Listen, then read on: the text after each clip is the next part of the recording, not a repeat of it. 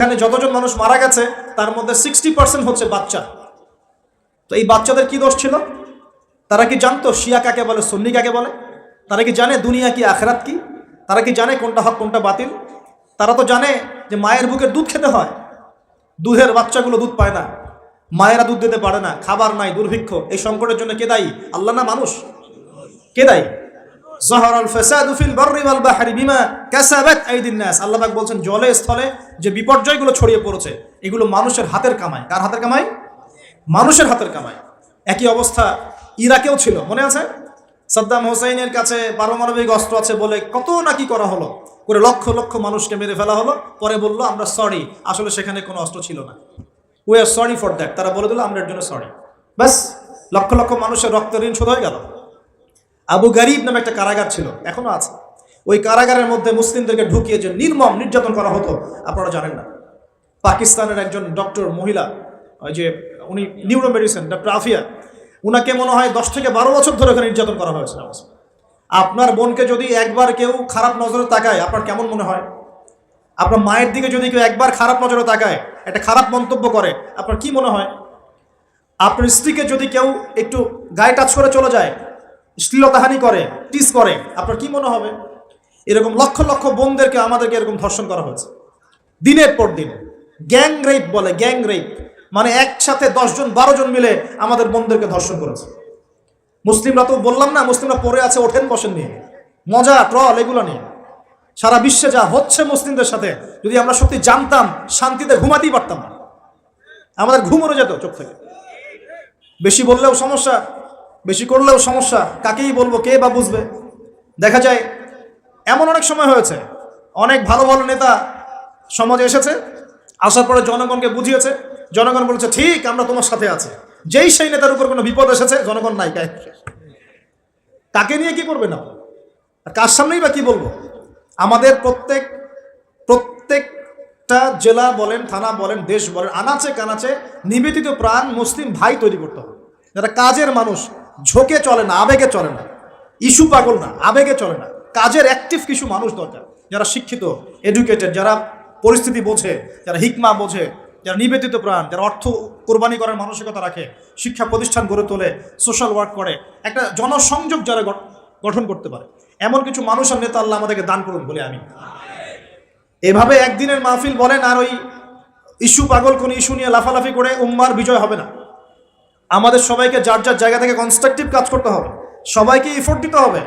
শুধু একজন দায়ীর দায়িত্ব না, একজন আলেমের দায়িত্ব না, আপনারও দায়িত্ব আছে। তো আপনার দায়িত্বটা আপনি ঠিকমতো পালন করেন না কেন?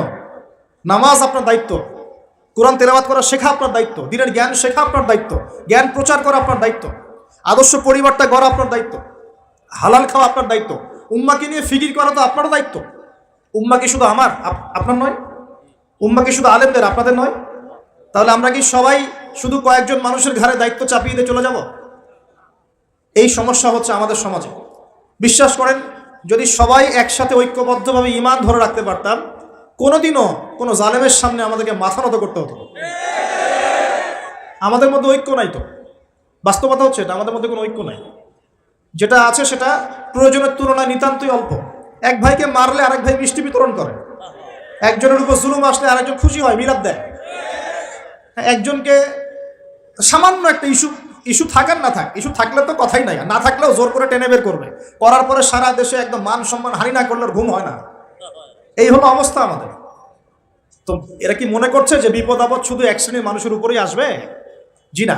যখন আল্লাহ পাকের আযাব আসে, দেখলেন না, আল্লাহর যখন আযাব আসে তখন ভালো খারাপ কাউকে আল্লাহ পাক ছাড়বেন না, সবগুলোকে ধ্বংস করবেন ইনশাআল্লাহ। আল্লাহ পাক সূরা কুরআনেও বলেছেন ওয়াত্তাকু ফিতনাতান লা তুসিবান্নাল্লাযীনা যালামু মিনকুম খাসসা। তোমরা সেই ফিতনাকে ভয় করো, আল্লাহর সেই পরীক্ষাকে ভয় করো, যা শুধু জালেমদের উপর খাস করে আসবে না, সবার উপরে আসবে। যদি আসমানি গজব, জমিনের বালা আসে, শুধুমাত্র খারাপ ব্যক্তিদেরকে দেখে আসবে না, বরং সবার উপরেই চলে আসবে। আল্লাহ পাক আমাদেরকে বোঝার তৌফিক দান করুন। নবী সাল্লাল্লাহু আলাইহি ওয়াসাল্লাম একদিন ঘুম থেকে উঠে বলছেন লা ইলাহা ইল্লাল্লাহ, লা ইলাহা ইল্লাল্লাহ, ওয়াইলুল লিল আরাব মিন শাররি ক্বাদ ইখতারাব।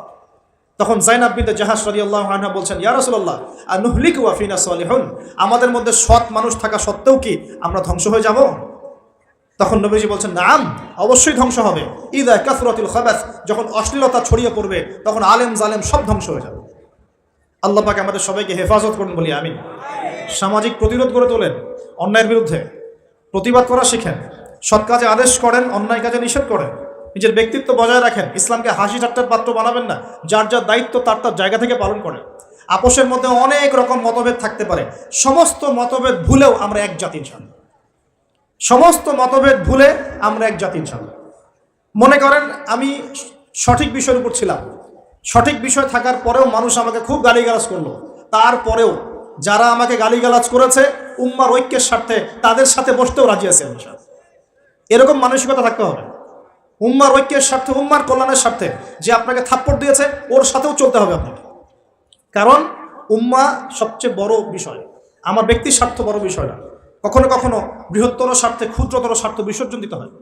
প্রিয় ভাইরা, এটা দাজ্জালীয় একটা সভ্যতার যুগ চলছে এখন, এই ফিতনাগুলো সব ঘরে ঘরে। এখন এখান থেকে যুবক ভাইদেরকে একটু বুঝাই প্লিজ, আমার দিকে দেখেন। দাজ্জাল খুব ভালো করেই জানে যে তার এই বিশ্ব শাসনের পথে বাধা হচ্ছে মুসলিমরা, কারা? আর সে খুব ভালো করেই জানে মুসলিমদের মধ্যে সবচেয়ে বেশি বাধা হচ্ছে যুব সমাজ। যদি যুব সমাজ আল্লাহর ঈমান এবং রাসূল সাল্লাল্লাহু আলাইহি ওয়াসাল্লামের আমল, এই দুটোকে নিয়ে যদি তারা পথ চলতে পারে, তাহলে তাদেরকে প্রতিহত করা এত সহজ নয়। এটা কিন্তু দাজ্জাল খুব ভালো করেই জানে, ঠিক এই, এবং তার অনুসারীরাও খুব ভালো করে জানে। এই কারণেই যুবকদেরকে আল্লাহর রাস্তা থেকে সরিয়ে ফেলার জন্য দাজ্জাল এবং তার অনুসারীরা কিছু ফাঁদ দিয়েছে আপনাকে, ট্র্যাপ। যুবক ভাই একটু ভালো করে শোনেন। প্রথম ট্র্যাপটা আপনাকে দিয়েছে, আপনাকে দুনিয়াতে আসার যে জীবনের লক্ষ্য উদ্দেশ্য, আল্লাহর ইবাদত করা, আল্লাহর দিন প্রতিষ্ঠা করা, জান্নাতে যাওয়া, এখান থেকে সরিয়ে দিয়ে দুনিয়ার প্রতি মহব্বত দিয়ে দিয়েছে আপনার ভিতর, দুনিয়া আসক্তি আপনার মধ্যে দিয়ে দিয়েছে। সারাদিন চিন্তা, একটা চাকরি, একটা ব্যবসা, একটা বাড়ি, একটা গাড়ি, একটা স্ট্যাটাস, অলওয়েজ এই ফিকিরটা, এটাকে আমরা ইংরেজিতে বলি ম্যাটেরিয়ালিজম বা বস্তুবাদিতা। এই বস্তুবাদিতা আপনার মধ্যে ঢুকিয়ে দেওয়া হয়েছে। খুব সতর্ক থাকবেন, 1 নম্বর। 2, আপনার সামনে নারীকে সহজলভ্য করে দেওয়া হয়েছে। মেয়ে নারী, এই নারী জাতিকে আপনার সামনে সহজলভ্য করে দেওয়া হয়েছে। অনলাইন অফলাইন যেখানেই যাবেন নগ্ন নারীকে আপনি সামনেই পাবেন। মাত্র 1,000, 2,000 টাকা দিয়ে মানুষ জেনা করতে পারে, এখন রাত কাটাতে পারে, কেউ বাধা দেওয়ার নাই। কিন্তু যদি হালালভাবে বিয়ে করতে চান, পদে পদে বাধা পাবেন, আপনি পাবেন না? হালালভাবে বিয়ে করতে চাইলে পদে পদে বাধা পাচ্ছেন, কিন্তু জেনা করতে গেলে আপনাকে কেউ বাধা দিচ্ছে না। একটা ছেলে চাইলেই হোটেলে রাত কাটাতে পারে এখন, আর এখন ফ্রি মিক্সিং এর যুগ, আর ছেলে মেয়ের অবাধ মেলামেশা। বিয়ের আগেই দেখা যায় ছেলেরা মেয়েদের স্বাদ ভোগ করে, মেয়েরা ছেলেদের স্বাদ ভোগ করে, এবং এই পরিসংখ্যান দিন দিন বাড়ছে বাংলার মাটিতে, বাড়ছে না? এটা আপনাকে আল্লাহর পথ থেকে সরিয়ে দেওয়ার জন্য মহিলাদেরকে অস্ত্র হিসেবে ইউজ করা হচ্ছে। খুব খেয়াল রাখবেন, আল্লাহ পাক বোঝার তৌফিক দান করুন। 3 নাম্বার, আপনার সামনে দারিদ্রতা, বেকারত্বের একটা হতাশা দিয়ে দেওয়া হয়েছে। দারিদ্রতা, আমার চাকরি হচ্ছে না, ক্যারিয়ার কি করবো, হ্যাঁ বেকার হয়ে থাকলাম, এইসব হতাশা আপনার মধ্যে ঢুকিয়ে দেওয়া হয়েছে।